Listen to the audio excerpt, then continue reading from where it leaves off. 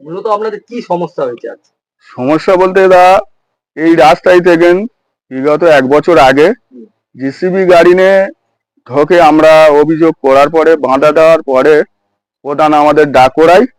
প্রধান ডাক করানোর পরে আমাদের একটু উল্টো পাল্টাও কথা বলে যে রাস্তাটা কি তোমার বাবা খেলকে রাস্তা, রাস্তা গ্রাম পঞ্চায়েত রাস্তা, সে জিসিবি ওয়ালা কাজ করতে পারে। কিন্তু আমরা বললাম যে এরকম রাস্তায় এত ক্ষয়ক্ষতি হওয়ার পরে বললো ঠিক আছে আমি দায়িত্ব নিচ্ছি, আমি রাস্তাটা সেরে দেবো। কতদিন আগে বলবেন? এটা 1 বছর আগে। আচ্ছা। তারপরে 20খানে এমপি ভোট হলো, এমপি ভোটের আগেও আমাদের করে দেওয়ার কথা ছিল, তা করে দিল না। এবার এমপি ভোটের পরে আমরা এই প্রায় সপ্তাহখানেক আগে আমরা গিয়ে জিজ্ঞেস করি রাস্তাটা আমাদের হলুনি কেন। বললো না, বলাকে কাগজ জমা দিয়েছি, দেখা যাক কাজটা পাস হয়ে গেলে নিশ্চয়ই হবে। কিন্তু এই রাস্তাটা নিয়ে এত ক্ষয়ক্ষতি করে যে আমরা বলার পরে এত বড় ছোট কথা কত শুনেছি। মানুষের বসবাস এখানে? এখানে বহু একটা গ্রাম, পুরো একটা গ্রাম এর উপরে থেকে যায়। হ্যাঁ, একটা গ্রাম এই রাস্তায় চলাফেরা করে। কিন্তু এই রাস্তাটা প্রধান নিজের এর কারণে রাস্তাটা আমাদের ক্ষতির সম্মুখীন হলো। আর একটা বিষয়, মেম্বারের যখন আমরা জানিয়েছি এই বিষয়ে অনেকবার, মেম্বার বললো হ্যাঁ ওইটা আমাদের প্রধান করে দেবে বলে আমাদের প্রতিশ্রুতি দিয়েছে, বা আমাদের করে দেবো বলে আমাদের এও দেখেছে, কাগজ দেখেছে, কিন্তু সেই কাজটা আমাদের করে দিলনি। এখন বর্তমানে মেম্বারের নিজের পার্সোনাল রাস্তা করতে, জনগণ যে রাস্তায় যাতায়াত করবে জনসাধারণ, সেই রাস্তাটা বাদ দিয়ে মেম্বার তার বাড়ি পার্সোনাল রাস্তা করতে।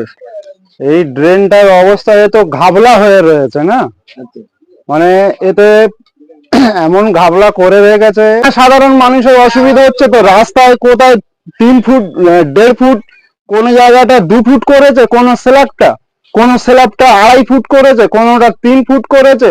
ড্রেনের কোন স্ল্যাব গুলো বসিয়েছে তার কোনো মিল নেই, চলাফেরার মানুষের অসুবিধা হচ্ছে। আর প্রধান বললো যে এর জন্য কন্ট্রাক্টর বিডিও যাচ্ছে, মেম্বারের জন্য অভিযোগ। রায়হান লস্কর বলছে এর জন্য বিডিও যাচ্ছে, তোমরা কি করবে এবার তোমরা বোঝো। এটা গ্রামটার নাম কি? মলঙ্গি সরিষাপাড়া। আপনার নাম কি? শাহিদ লস্কর।